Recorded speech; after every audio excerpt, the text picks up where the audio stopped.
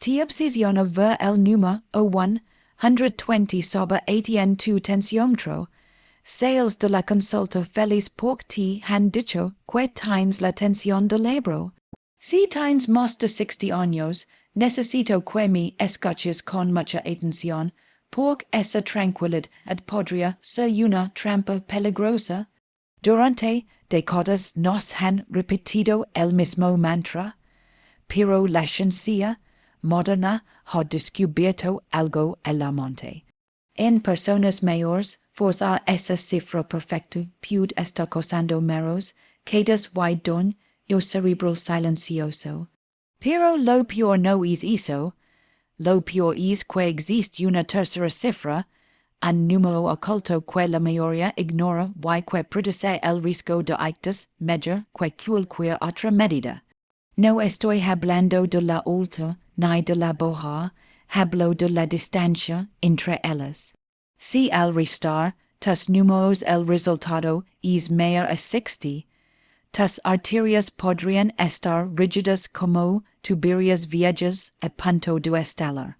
Aunque tu médico te diga que estás bien, soy la doctora Laura Morales y hoy voy a destapar la mentira del 12,080. Te enseñaré a calcular tu riesgo real y lo más importante, te daré los 3 elementos exactos para recuperar la elasticidad de tus arterias. Quedid hasta el final porque tu salud cardiovascular depende de lo que vas a descubrir hoy. Punto 1. El mito de la tala única. Porque 12,080 no serve para todos. Empecemos derribando el mito más grande. Es que probablemente te tiene preocupado cada mañana cuando te pones el manguito del tensiómetro. La obsesión con el 120 durante años, la medicina tradicional nos ha tratado a todos por igual. Daba lo mismo si tenías 20 años y corrías maratones, o si tenías 75 y disfrutabas de una vida tranquila. La meta era siempre la misma, bajar la presión a 120 la alta y 80 la baja, lógico, ¿verdad? Pero la geriatría moderna ha descubierto que tratar de forzar a un cuerpo de 70 años a tener la presión de uno de 20 puede ser un error gravísimo. Déjame explicártelo con una analogia muy sencilla para que nunca se te olvide. Imagina que tu sistema circulatorio es el sistema de fontanería de un edificio antiguo. Cuando el edificio era nuevo, cuando eras joven, las tuberías eran de goma flexible. El agua fluía suavemente y no se necesitaba mucha presión para que ligara confusa hasta el último piso, hasta el ático. Pero con el paso de las décadas, esas tuberías, tus arterias se vuelven más rígidas, endurecen. Es un proceso natural del envejecimiento llamado arteriosclerosis. Ahora, para que la sangre que leva el oxígeno y los nutrientes pueda subir contra la gravedad, y lega confusa a tu ático, que es tu cerebro, el sistema necesita bomber con un poquito más fuerza, necesita más presión. Si es edificio antiguo le bajamos la presión artificialmente para que Mach 120, ¿qué crees que pasa? Exacto, el agua no llega bien al ático, en tu cuerpo. Esto se traduce en hipoperfusión cerebral. Significa que tu cerebro no recibe suficiente sangre oxigenada. Y aquí viene la paradoja peligrosa. Muchas personas mayores están tomando 2 o 3 pastillas para lograr el número perfecto, pero se sienten fatal. Tienen mareos al levantarse de la silla, fatiga crónica, niebla mental y lo más peligroso de todo, riesgo de caídas. Una caída son los 30 años es un golpe y un moratón. Una caída a los 75 años provocada por un mareo por presión baja puede significar una fractura de cadera, una hospitalización larga y un cambio drástico en tu calidad de vida.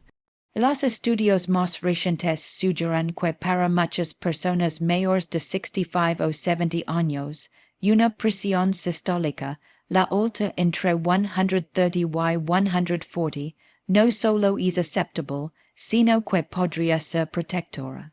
Manchen el cerebro bien regado y reduce el riesgo de desmayos. Por eso, si tu médico ve un 135 o un 140 y tu te sientes bien, lleno de energía y sin mareos, no entres en pánico. Tu cuerpo quizás está haciendo exactamente lo que necesita hacer para mantener tu cerebro despierto.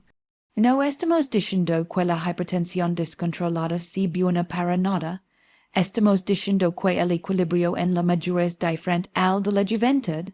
No sacrifiques tu estabilidad y tu claridad mental solo por perseguir un número en una pantalla.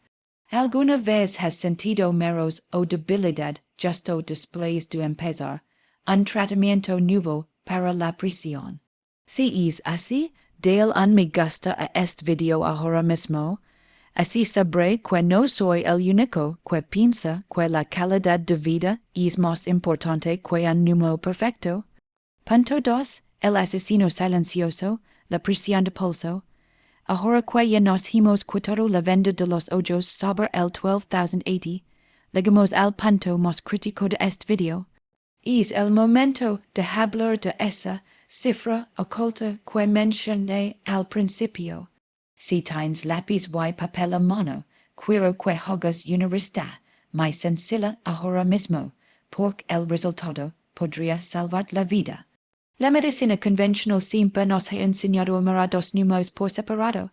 La sistólica, la alta, cuando el corazón bombea, y la diastólica, la baja, cuando el corazón descansa.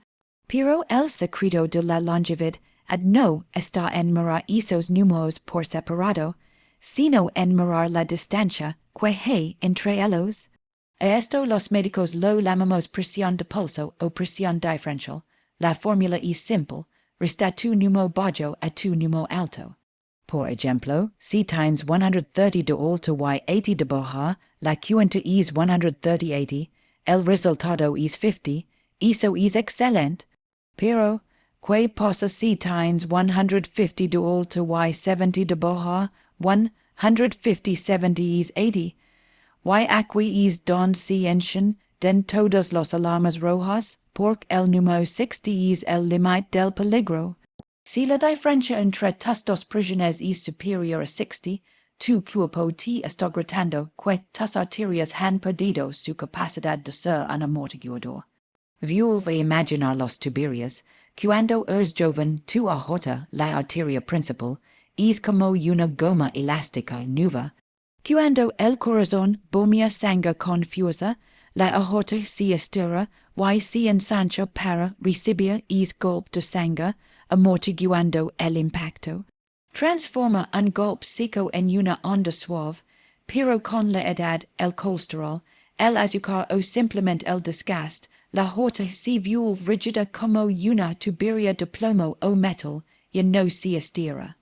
Entonces, cuando el corazón bombea, la sangre sale disparada como una bola de cañón, sin nada que suavice el golpe. Es marteloso de presión viaja a toda velocidad hasta los órganos más delicados. Tus riñones y los pequeños vasos sanguíneos de tu cerebro. Por eso, poto, una presión de pulso alta más de 60 es uno de los mayores predictores que tenemos hoy en día para saber quién tiene riesgo de sufrir un ictus o un infarto, incluso si su presión baja es normal. He visto pacientes muy contentos porque su médico les dijo, tienes la baja en 60, que bien. Pero tenían la alta en 140, la diferencia era de 80 puntos. Esas personas creen estar sanas, pero sus cerebros estaban recibiendo microgolpes constantes día y noche. La mentira del 12,080 es que nos hace creer que mientras los números pairs, can razonables por separado, estamos bien. La verdad es que la brecha entre ellos nos cuenta la historia real de con viejas o jóvenes son tus arterias por dentro. Si tu resultado es superior a 60, no es momento de entrar en pánico. Ves, pero si es momento de actuar con los elementos y consejos que te daré en un minuto. Haz la cuenta ahora mismo. Toma tu última medición y resta la baja a la alta. Si el resultado te dio más de 60, comenta la palabra alerta abajo. Quiero saber cuántos de vosotros necesitáis aplicar los consejos que vienen a continuación. Punto 3. El peligro de la baja demasiado baja. Llegamos a una de las situaciones más delicadas y frecuentes en la consulta, una que muchas veces pasa desapercibida hasta que ocurre una desgracia. Hemos hablado de la presión alta y de la diferencia entre las ambas cifras, pero ¿qué pasa con el número de abajo? ¿Qué pasa con la presión diastólica? Existe una creencia popular muy peligrosa que dice, cuanto más baja si la tensión, mejor para el corazón. Si tienes 20 años, quizás sí, pero si tienes más de 60, tener la presión mínima por la solos no es un motivo de celebración, es una señal de alerta roja. Déjame explicarte algo fascinante sobre tu corazón que quizás no sepas. Tu corazón es el trabajador más incansable de tu cuerpo. Late 100 veces al día para alimentar a todos tus órganos, pero te has preguntado quién alimenta el corazón, cuando come él, a diferencia del resto del cuerpo, que recibe sangre fresca cuando el corazón bombea, sístole, el propio músculo cardíaco solo recibe sangre cuando se relaja. Diastole es en esa fracción de segundo de descanso, entre latido y latido, cuando las arterias coronarias se llenan y nutren al corazón. Para que es la nota ocurra correctamente se necesita una presión mínima. Imagina que intentas inflar un globo con muy poco aire, no se infla, si tu presión diastólica la baja, que por debajo de 60 solamente mils, la presión es tan débil que la sangre no tiene fuerza para entrar en las arterias del corazón. El resultado es irónico y trágico. Intentando proteger un infarto bajando la presión alta, podríamos estar provocando una isquemia, falta de riesgo por tener la baja demasiado baja. Esto es lo que los cardiólogos llamamos la curva en J, el riesgo de muerte cardiovascular sub si la presión es muy alta, sí, pero también se dispara si es demasiado baja. Esto es muy común en personas mayores que tienen lo que llamamos hipertensión sistólica aislada. Tienen la alta en 150, mal, y la baja en 70 bien. El médico receta pastillas potentes para bajar es 150, la alta baja 130, genial, pero la baja kia 50 o 55. En ese momento el paciente empieza a sentirse cansado, sin aliento, o sufre esos mareos terribles al levantarse de la cama por la noche para ir al baño. Esos mareos no son cosas de la edad, son señales de que tu cerebro y tu corazón se están quedando momentáneamente sin combustible. Por eso mi consejo es rotundo. Si al tomar la tensión ves repetidamente que el segundo número es inferior a 60, no lo ignores, no suspendes tu medicación por tu cuenta, porque la alta podría dispararse, pero ve a tu médico y muestra esos números. A veces ajustar la dosis o cambiar el horario de la pastilla es suficiente para salvar a tu corazón de pasar hambre mientras duermes. Revisa tus últimas mediciones ahora mismo. Si alguna vez has visto tu número bajo en 50 o menos, escribe en los comentarios. Es vital que sepamos cuántos de vosotros estáis en esta zona de riesgo silencioso. Punto 4.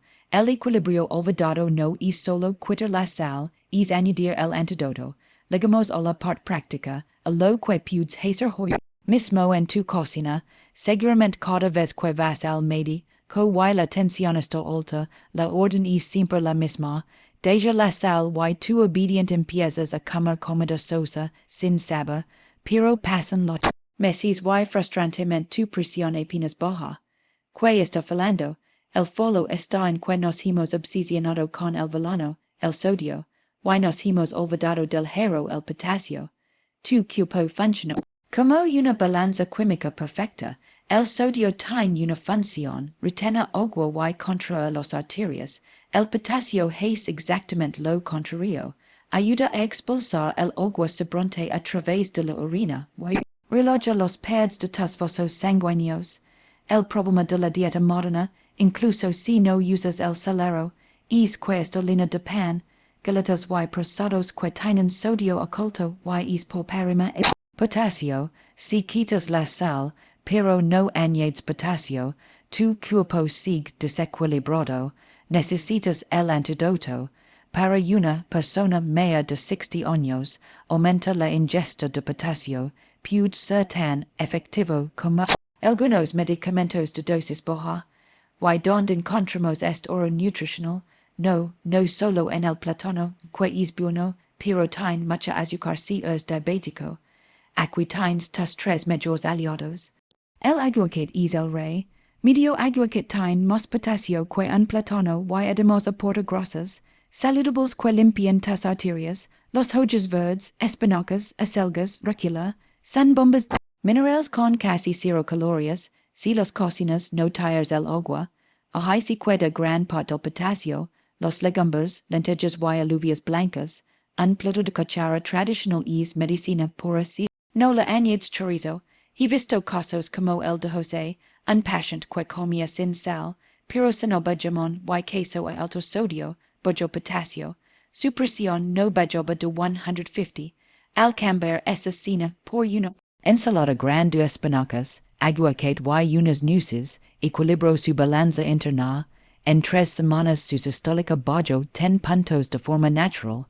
No se trata de sufrir comiendo cartón, se trata de añadir estos elementos relajantes a tu día para que tus arterias puedan respirar. ¿Te gusta el aguacate o te parece insípido? Cuéntame en los comentarios cuál es tu truco para comerlo. Ensalada en tostada o solo, escribe aguacate si vas a comprarlo en tu próxima visita al mercado. Punto 5. El ingrediente secreto, el gas que abre tus arterias. Si te has quedado preocupado por esa rigidez arterial de la que hablábamos antes, por esa presión de pulso alta, tengo una buena noticia. Tu cuerpo tiene un mecanismo natural para reparar esa rigidez, para abrir los compuertas. El problema es que a partir de los 60 años es mecanismo se apaga lentamente si no lo estimulamos. Estoy hablando de una molécula milagrosa que ganó el Premio Nobel de Medicina en 1998, el óxido nítrico.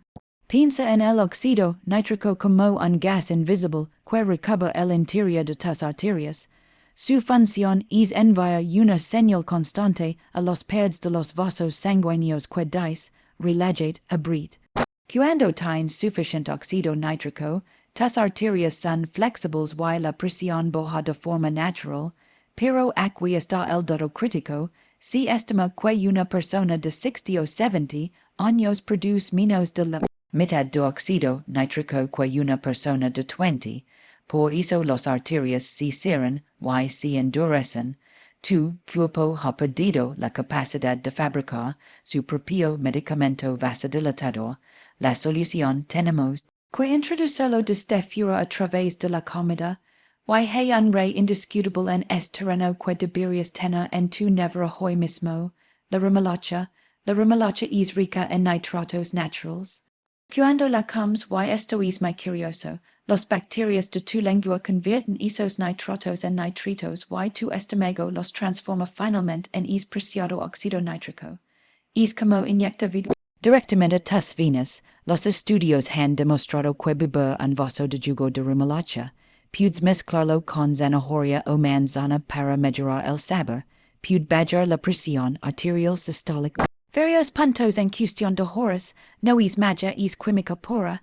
Si no te gusta la remolacha, tu segundo mejor amigo es el ajo. Pero el ajo cocinado pierde potencia. Para que el ajo libere compuestos medicinales, debe ser triturado o picado, y dejado reposar unos 10 minutos antes de consumirlo o cocinarlo levemente. Incorporar estos potenciadores a tu dieta es la forma más barata. Efectiva de devolver la elasticidad y sistema de tuberías antiguo del que hablábamos al principio. Sé sincero conmigo, odias el sabor a tierra de la remolacha, o te encanta en ensaladas. Voto ahora en los comentarios, escribe equipo remolacha o equipo ojo, quiro va quien gana, punto 6, la sangre espesa, y el habito mañanero que te salva, y finalmente llegamos al era más simple, barato de corregir, pero quizás el más catastrófico si se ignora.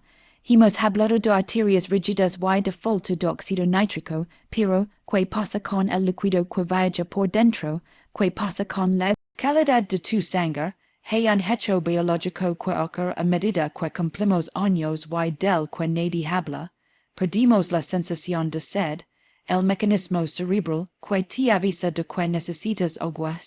Oxida, puedes estar clínicamente deshidratado y no sentir ni una gota de sed.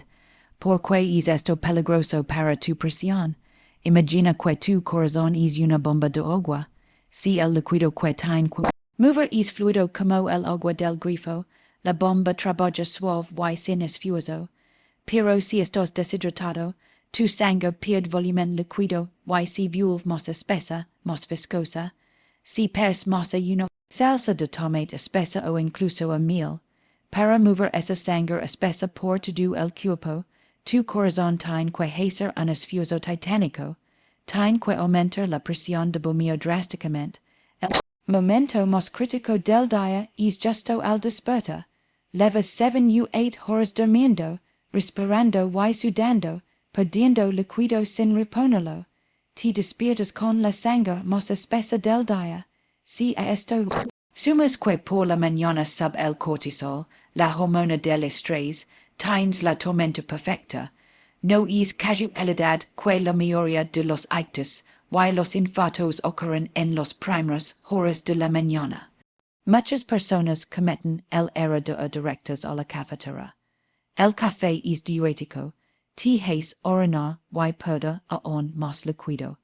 El consejo que puede cambiar tus mañanas es el ritual de la ducha interna. Antes de la pastilla, antes del café, antes de cenar, bebe 2 vasos grandes de agua, preferiblemente tibia o del tiempo, para no impactar al estómago. Al hacer esto, diluye sangre espesa casi instantáneamente. Es como echar agua a esa salsa densa de repente fluye. Ayudas a tus riñones a filtrar, hidratas tu cerebro para eliminar la niebla mental, y lo más importante, le das un respiro a tu corazón para que no tenga que trabajar forzado desde el primer minuto del día. Quiero proponer un reto para mañana por la mañana. Pon un vaso de agua en tu mesita de noche hoy mismo. Para no olvidarlo, si aceptas el reto de la ducha interna, escribe reto aceptado en los comentarios. Vamos a hidratar es corazón. Recapitulando, no dejes que la obsesión por el 12,000 ATT amargue existencia, pero tampoco ignores la matemática que realmente importa. Recuerda la regla de oro que aprendimos hoy. Vigila que la diferencia entre tu presión alta y baja no supere el número 60. Tus arterias no están condenadas a endurecerse para siempre. Pueden recuperar elasticidad si les das las herramientas correctas, el potasio del aguacate, el poder oculto de la remolacha, y esa hidratación sagrada nada más desperta. El control de tu salud está en tus hábitos, no solo en las pastillas. Si este video te ha abierto los ojos a una nueva verdad, suscribid al canal y compart esto con alguien a quien quieras ver sano. Nos vemos en el próximo video para seguir sumando vida a tus años. Cuídate mucho.